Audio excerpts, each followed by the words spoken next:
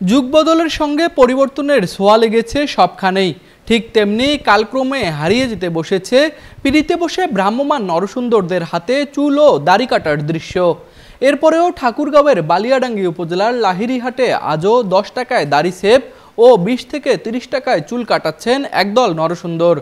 হাটে গেলেই চোখে পড়ে ভ্রাম্যমাণ এই নরসুন্দরদের কর্মব্যস্ততা। হাটে নিত্য প্রয়োজনীয় পণ্য কিনতে আসা স্বল্প আয়ের মানুষরা নরসুন্দরদের খদ্দের হয়ে থাকেন। সপ্তাহে 2 দিন হাটের ভিতরে পিড়িতে বসে চুল ও দাড়ি কাটেন এই নরসুন্দররা। এটা তো আদিকাল থেকে চলে আসতেছে এদের ব্যবসা, বুঝছেন। এখন আপ টু ডেট যে দেশ যুগ জামনা, অনেকেই সেলুনে চুল কাটতেছে।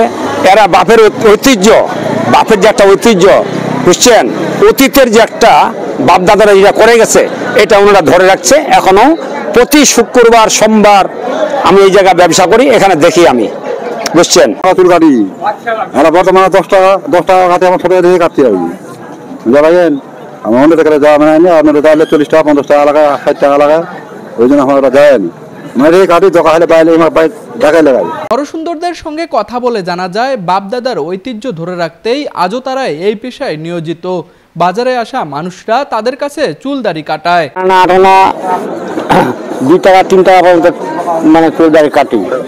এখন তো সব জিনিসের দর বাড়ে গেছে। 10 টাকা দাড়ি কাটি আর 20 হইতে 25 30 টাকা চুল কাটি, এই তো বর্তমান। এটা ধরে রাখছি, এখন কি করবো, কি করে খামো? হ্যাঁ, এটা যা হয় বাজারে আসি, যা হয় 10-20 টাকা, 150 টাকা 200 টাকা হয়, এটা আমরা বাজার খরচ করে বাড়ি যাই। অন্য অন্য ইয়ার থেকে এখানে তো খুব কম রেট আর কি। সেফ গানি 10 টাকা, চুল দাড়ি দেয় 30 টাকা 40 টাকা 35 টাকা, যাক যেরকম পাই আর কি, এইভাবে করে ধরে খাই।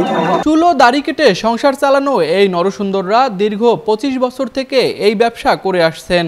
আর তাদের কাছে স্বল্প খরচে চুল দাড়ি কাটাতে পেরে খুশি হয় গ্রামের মানুষরাও। ঠাকুরগাঁও প্রতিনিধি আলামিন ইসলামের পাঠানো তথ্যচিত্রে তুষার আচার্য, ডেস্ক রিপোর্ট, RCTV।